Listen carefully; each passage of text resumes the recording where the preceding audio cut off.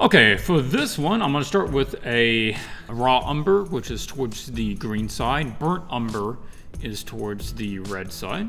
This is going to be like a brass, but it's very old. It's very aged. We want to try to give it some character. So I'm starting with the dark version of it, and then we're going to be adding some other colors, probably even a little patina. I like adding patina to stuff. It's like how to add age. This one doesn't have any signs of age, right? It's a very clean sort of show armor. This one is going to be the very opposite. Like we did on the first one, let's start by grabbing some black, and I'm going to drop in some value just up in these back spots underneath.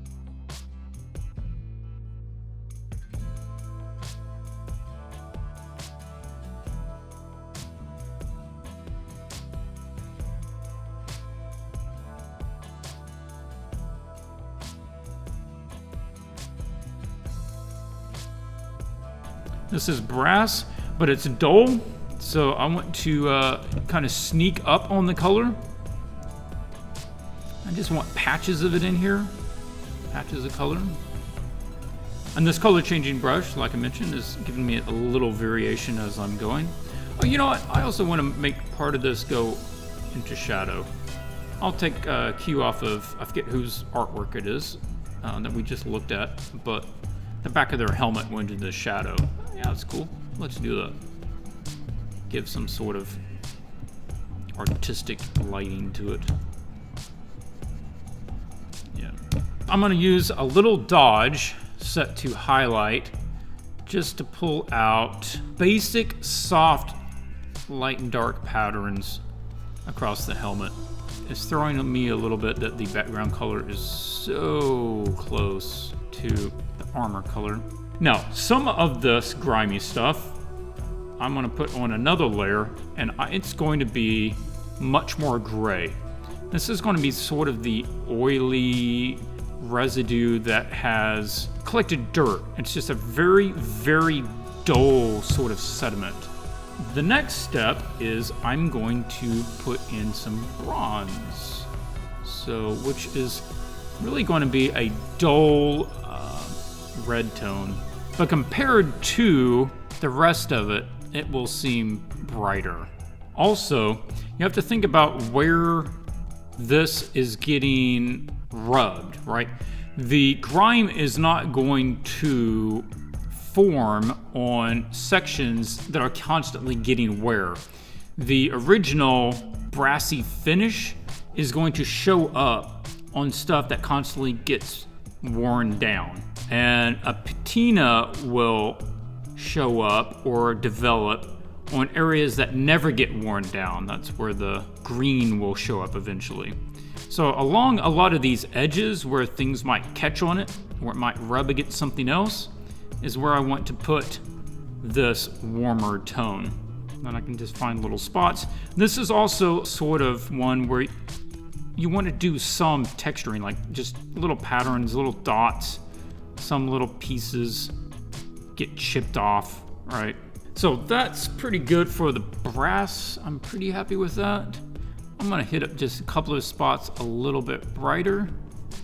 I might do a little dodge. That'd probably be a little more realistic. Set that to highlight. Just catch a couple of those points. Yep. Now I want to come back. Use my, I can use one of my textured brushes and just put a little more grime back on top of it. So you have doesn't look like the brass is setting right on top. You want to show that the brass is underneath it. And something you can do for that is to come in here with a really little brush. I'm going to just do like 3 pixels.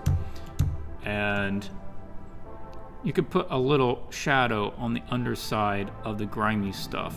Only on a couple of spots. You don't need to go around the whole thing. All right, so we've got this, and we've got the texture on that. Now I want to add a patina. Patinas can range from fairly yellow-green to more blue-green. I'm going to pick something towards the middle. And I'm going to dull it down a little bit from what I have in my palette. There we go.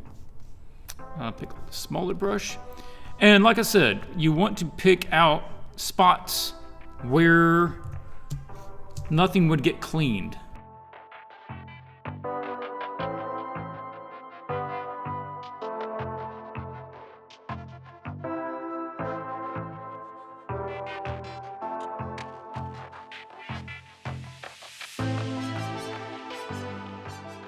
And I want to come back and also erase some out. And I can dodge and burn this so that it fits in with the lighting scheme a little better, because right now it's about all the same.